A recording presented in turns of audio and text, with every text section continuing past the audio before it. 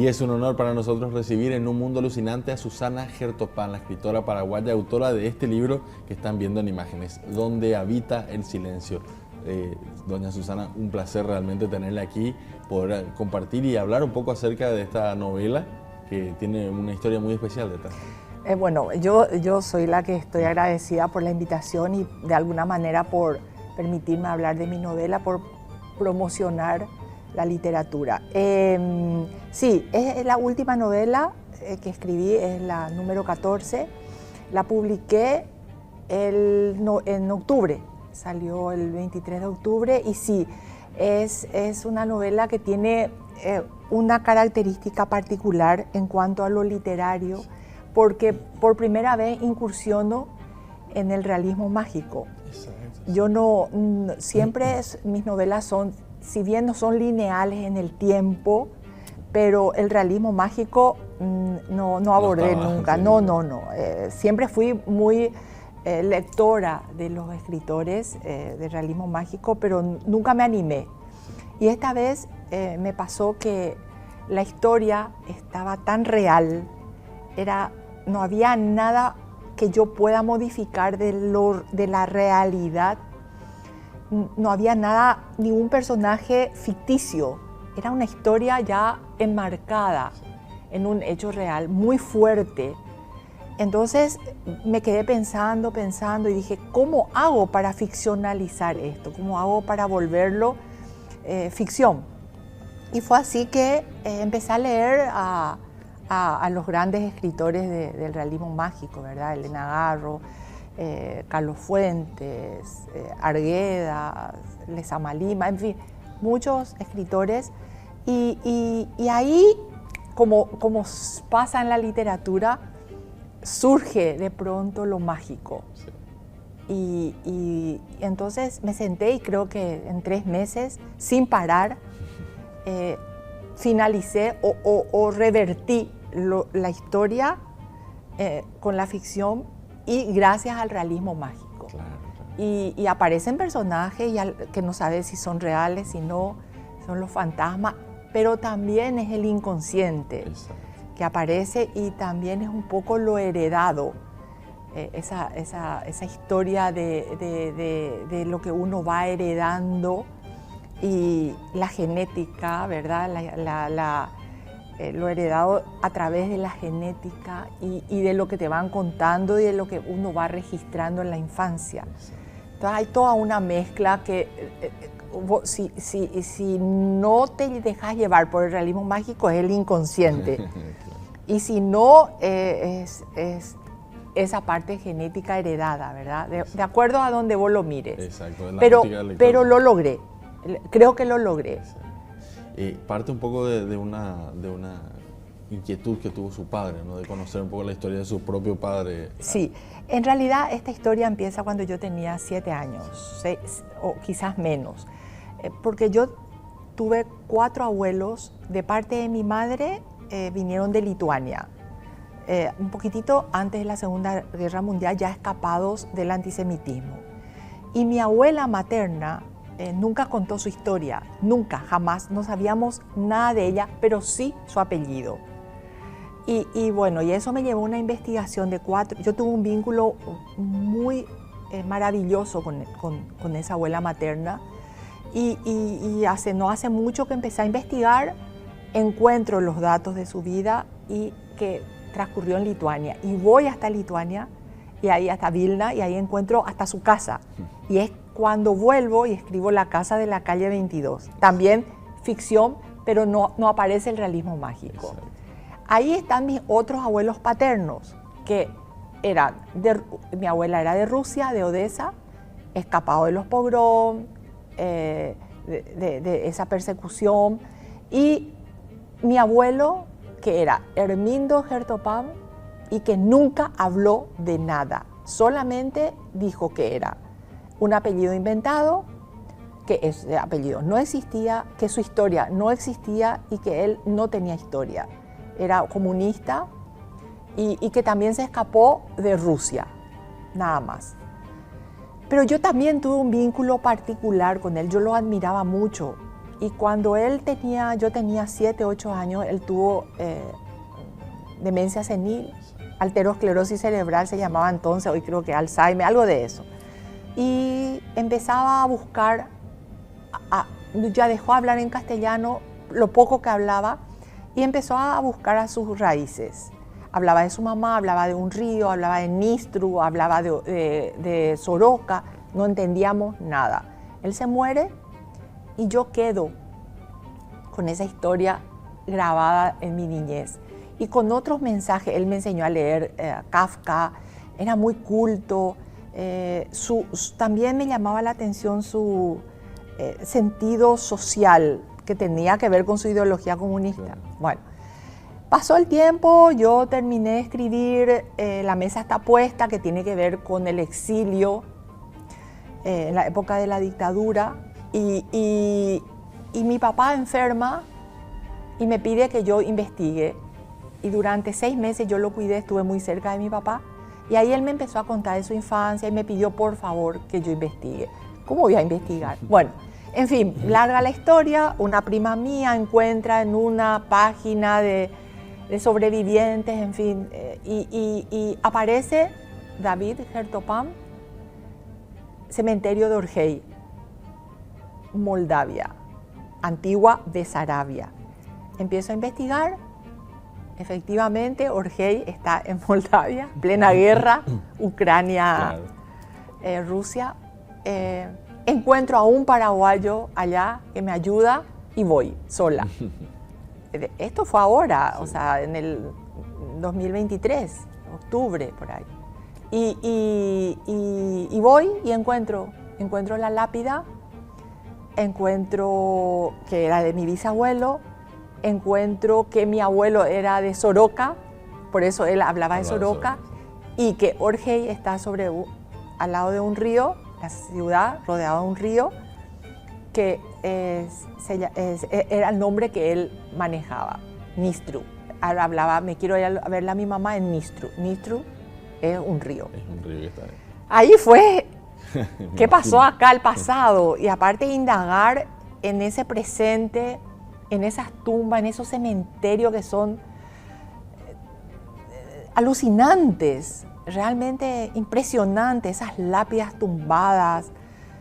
No hay abandono, simplemente crecen árboles, yuyo, pero no se puede sacar porque si no caerían todas las...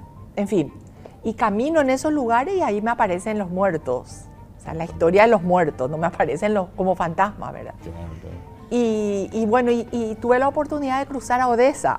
Esa fue una experiencia en plena guerra. Y me fui hasta Transnistria. O sea, en Odessa me fui a buscar lo de mi abuela, pero ella, la mujer de él, pero ella contaba su historia.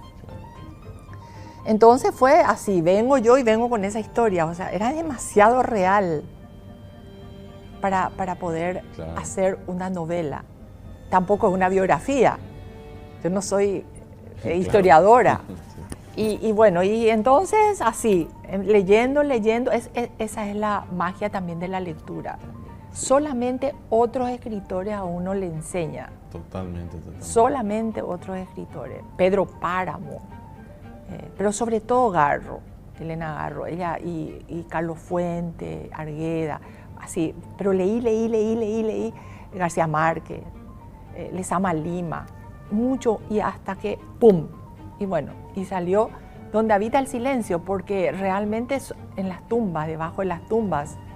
También un poco me imagino al silencio de tu propio abuelo que no hablaba demasiado. Claro, por proteger, porque protegían su dolor. Sí. No nos contaban a nosotros, porque de alguna manera al hablar despertaban esos recuerdos tan dolorosos, tan tristes. Él quedó solo, sin familia. Vino con 19 años, escapando, igual que mi abuela.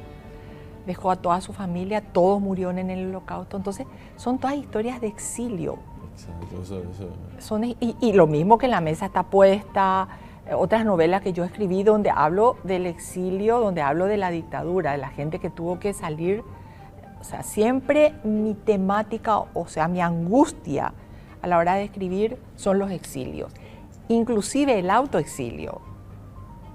Ahí tengo una novela, El otro exilio, que se llama, que habla del propio exilio, del que uno se introduce dentro de uno mismo en su propio silencio y se guarda en ese estado, en esa situación. Que es un poco lo que le pasó a tu abuelo, ¿verdad? Totalmente. Que decidió cerrar esa etapa de su vida y no volver a abrir. Lamentablemente mi papá falleció antes de que yo haya hecho esto. Justamente ayer me estaba acordando de él y sentí como una nostalgia, ¿verdad? Sí. De que a veces uno no puede llegar a cumplir para que el otro disfrute de eso, claro, ¿verdad? Pero bueno, estamos los descendientes, ahora le encontré a parientes, me estoy comunicando con ellos. Increíble es a dónde te lleva la investigación, ¿verdad? Totalmente. Y esa fotografía que vemos en la tapa, me decías, ¿la hiciste? Sí, allá. Ese es el cementerio de Orgey. No es la tumba de mi abuelo. Esta no es la tumba de mi abuelo. Yo quise preservar, de mi bisabuelo, perdón, de David Gertopán, y mi tío mayor se llamaba David. Por lo visto que mi abuelo le puso el nombre de su papá, y mi papá se llamaba Moisés, que era el nombre de su bisabuelo. O sea, está todo todo entrelazado. Entrelazado, sí. Esta es una foto que yo tomé en el cementerio de Orgey, esa mañana mágica, porque esos cementerios son impresionantes. Toda una aventura para poder escribir, pero también esa vivencia que me imagino que marca. A partir de eso también uno escribe de una forma completamente distinta, la importancia de estar ahí en el lugar. Sí, te despierta. Bueno, a veces la fantasía te lleva a lugares que uno no conoce, pero que a través de otros escritores, estar ahí. Y en un párrafo de la novela el personaje dice, es como si excavara en esas piedras, en esa losa, en esas tumbas, y me introdujera dentro de esas historias, en ese silencio, ¿verdad? Y yo tuve un poco esa sensación, incluso hasta tuve un poco de pudor, porque dije, ¿hasta dónde yo puedo llevar a cabo esta investigación? ¿Hasta dónde yo no estoy ya invadiendo un silencio que no me corresponde, ¿verdad? Pero en la literatura todo es válido. Exacto. Y eso le quería decir, preguntar, ¿verdad? Incluso respetando ese silencio y también, sin spoilearle a la gente, sin darle demasiados detalles, pero ese dolor que tenía la familia, lo que sufrieron sus antepasados, está también transcrito en las hojas. Sí, en todas mis novelas. Yo no puedo apartarme de esa condición en la que yo viví de mis abuelos, heredada de mis abuelos. Los 4 sobrevivientes de guetos, los 4 sobrevivientes de pogrom, de genocidios. Si ellos se quedaban, morían. Aparte la pérdida, mi abuela salió del gueto de Vilna y dejó a toda su familia y vino a América en aquel entonces, tuvo tifus en el barco, vino acá y empezó de cero y sola en el mundo. Impresionante. O sea, y sobrevivió, y fue una mujer que a mí me dio tanto, pero tanto amor, tanto amor. Tardíamente también me di cuenta de lo que ella significó. Durante mi adolescencia, mi niñez no me di cuenta, pero tardíamente uno después se reconoce, ¿verdad? Totalmente. Y ella, por ejemplo, y todo lo que yo pasaba mucho tiempo con ellos en una pieza, ellos vivían en la trastienda de un negocio y yo vivía bastante tiempo con ellos en esa pieza y ellos me ponían un catre, un elástico era entonces, yo dormía con ellos y las paredes estaban invadidas de fotos de antepasados. Ella tenía un álbum y tenía 3 fotos en el álbum, nada más. Eso fue lo único que trajo. Entonces, ¿cómo yo no voy a escribir sobre esa melancolía? No hablo de tristeza, hablo de melancolía, cuando ellos me transmitieron eso, o mis abuelos paternos, ¿verdad? Esa pobreza en la que vivían porque no tenían posibilidades de desarrollar un oficio, nada. Por eso vendían géneros en las calles, los inmigrantes entonces. Y dejó todo. Mi abuelo, ahora me doy cuenta que dejó al padre, a la madre, a los hermanos. Vino con 19 años. O sea, yo sí o sí me involucré en esa... claro, sí. y es la tristeza, la melancolía. La melancolía de ese, y eso se transmite. O sea, eso se transmite en mi literatura. Lo mismo con la novela La mesa está puesta, otras novelas que escribí, El fin de la memoria, donde también transmito el exilio durante la última dictadura, ¿verdad? De gente que se fue escapar. En La mesa está puesta, es una comparsa en un carnaval famoso que había en los años 60, y a finales de 60, 70, y se disfrazaban, ¿verdad? Y un grupo de compañeros de colegio se disfraza, y uno se disfraza de militar y el otro se disfraza de mujer. Y se van a la comparsa felices de la vida, bachilleres, recién recibidos, 18 años, viene la policía y les mete preso, le tortura y después le mandan al exilio por disfrazarse de mujer, que estaba prohibido, y por disfrazarse de militar. Y se van al exilio y nunca más vuelven. Y todo el dolor de ese exilio, incluso el abandono de la familia, porque era un compromiso. Entonces, o sea, siempre el exilio está en mi literatura, y también el tema del autoexilio, el otro exilio, ese que uno se refugia en su propio territorio, ¿verdad? Así mismo, Susana, le agradecemos muchísimo. No, al contrario, un gusto enorme. Y poder conversar un poco, que es tan interesante toda esta historia que está detrás y que bueno, es parte de sus antepasados y de su vida. Muchísimas gracias, muy amable. Hasta la próxima. Gracias. Era Susana Gertopán hablándonos de su última novela, Donde habita el silencio, que estuvo también aquí en Un Mundo Alucinante.